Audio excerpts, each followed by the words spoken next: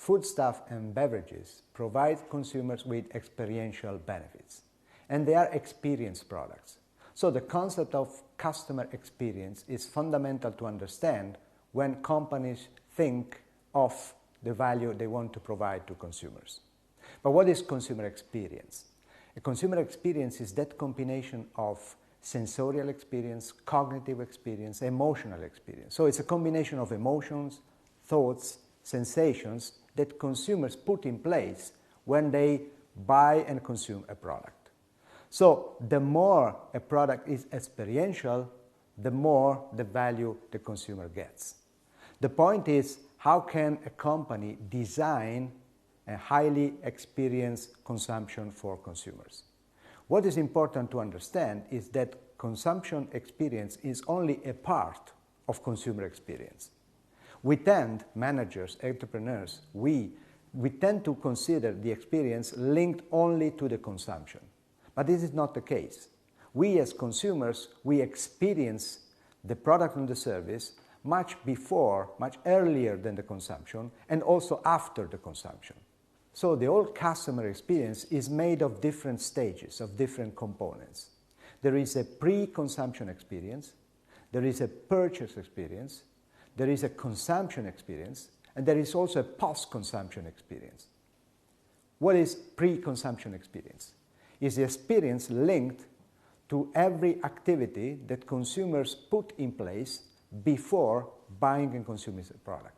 So basically it is linked to information gathering, information interpretation.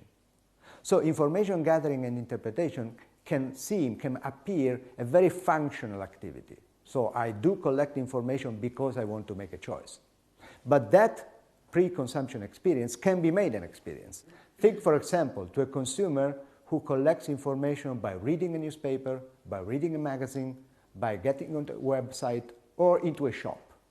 So the consumer is collecting information, but the experience could be very different.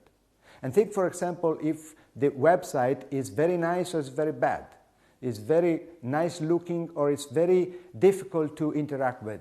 So the consumer is getting information, but the experience is completely different.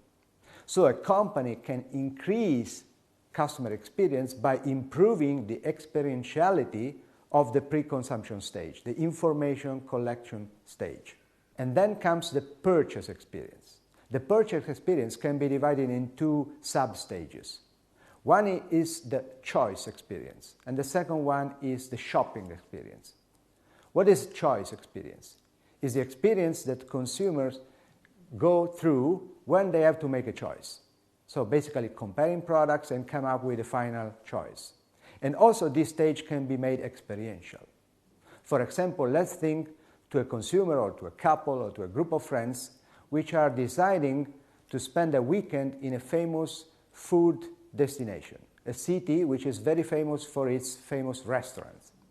So usually when consumers compare alternatives, they try to anticipate, or they anticipate basically, they anticipate the emotions that they will feel when they go and experience actually the food in that city. So that part can be made experiential again. So the companies can increase the experientiality of the choice process. And then the shopping experience. The shopping experience is by definition an experience. Let's imagine consumers entering a shop. So the interaction they have with the environment, the atmosphere, the communication within the shop. Let's think to interaction with other people, with the shop assistant, with the interaction with the products. So this is a very real experience. This could be offline, as in the examples that I just gave, also online. So the interaction that consumers have with a website where they can buy products. So again, this is part of the experience. And then there is consumption experience. I'm impressed by the fact that when managers and entrepreneurs talk about and think of the consumption experience, they make it very simple. But actually, a consumption experience is not as simple as it may appear. In fact, consumers put in place a number of activities in order to get value out of the product and the service. And the competence, the ability they have in putting in place these activities is what allows them to get the value out of the product and the service. And what is important that in many food and beverage businesses, activities, consumption activities are related to rituals. That is to say, these activities are put in a sequence which is very important from a symbolic point of view. Let's compare, for example, drinking a coffee in a Starbucks restaurant or in a typical Italian bar. So the experience is completely different because the ritual tend to be different. In Starbucks, usually consumers spend a lot of time. They do many more things when drinking a coffee. In a typical Italian bar, when Italians go and take an espresso, the experience is faster. They go, drink, and they go away. So the ritual is completely different. But let's think of how many rituals there are when eating out. We're going for an aperitif. We're going for a happy hour. These are all rituals that are put in place during the consumption experience. So for a company, it is important to understand which are the activities, which are the practices, which are the rituals consumers put in place when they consume a product or a service. And then the last stage, the post-consumption experience. It could sound very strange that a consumer can get an experience after the consumption. But think for a while how many people like to share their experience with their peers, with their friends, their relatives in the social networks.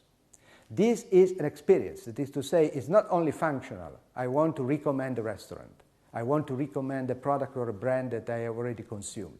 The point is that consumers, when they like to share their experience, they are getting an experience, a more experience. They are having another experience. They have an increased experience. So basically, what does it mean? That considering the 4 stages of consumer experience, so the pre-consumption, the purchase, which is made of choice and shopping experience, the consumption experience, and the post-consumption experience, gives a more reliable representation of the real consumer experience. For a company, it is very important to understand, to have knowledge of the different stages, because in every of these stages, the company can add experientiality. And by adding experientiality, can add value to the product, to the service, to the value proposition they provide their consumers with.